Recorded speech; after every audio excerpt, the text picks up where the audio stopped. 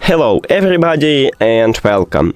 In this video I'm going to show you how to enable or disable phone calls for your earbuds EARFUN Air Pro 4.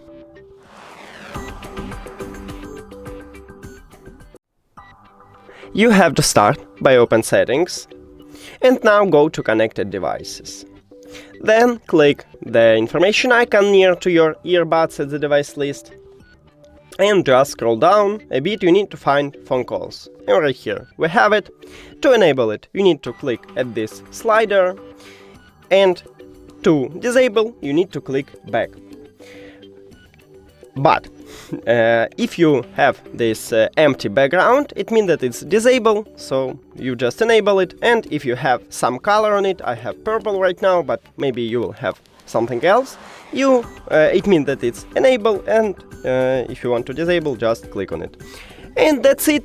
Thank you for watching this video. If you found it helpful, please consider subscribing to the channel and leave the like on the video. See you later!